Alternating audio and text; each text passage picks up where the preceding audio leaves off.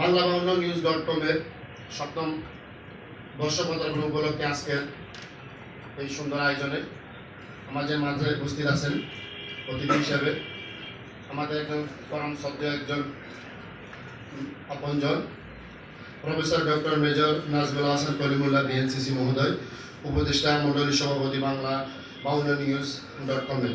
এছাড়া উপস্থিত আছেন জনাব জাহিদুল ইসলাম সুমন, প্রধান উপদেষ্টা বাংলাবাংলানিউজ.com এর।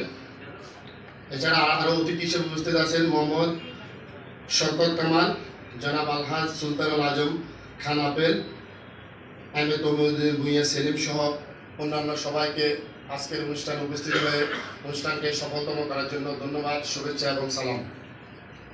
বাংলা বাংলা নিউজ হাঁটি হাঁটি পা করে সপ্তম বর্ষে পদার্পণ করেছে। দেশ বিদেশে নানা গুরুত্বপূর্ণ বিষয় এবং মানুষের অজানা বিষয় তারা তুলে ধরে আজ মানুষের মনে একটা অনন্য স্থান অর্জন করেছে। আমি ব্যক্তিগতভাবে বাংলা বাংলা নিউজের সাথে সম্পৃক্ত আছি বিধায় আমি নিজেকে গর্ববোধ মনে করছি।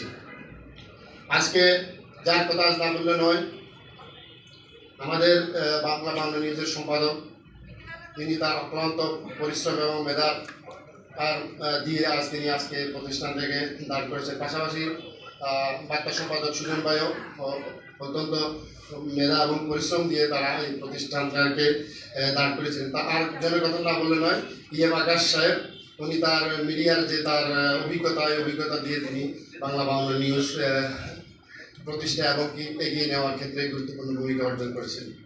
এবং কি বাংলা বাংলা নিউজের যারা কলা কৌশলী প্রতিনিধি সবাইকে এই অর্জনের অংশীদার হয়ে আমি মনে করি সবাই এই অর্জনের অংশীদার। সবাই ভালো থাকবেন, সুস্থ থাকবেন। আসসালামু আলাইকুম। সভাপতি বঙ্গবন্ধু পরিষদ কাতার, উপদেষ্টা বাংলাবাংলানিউজ.com।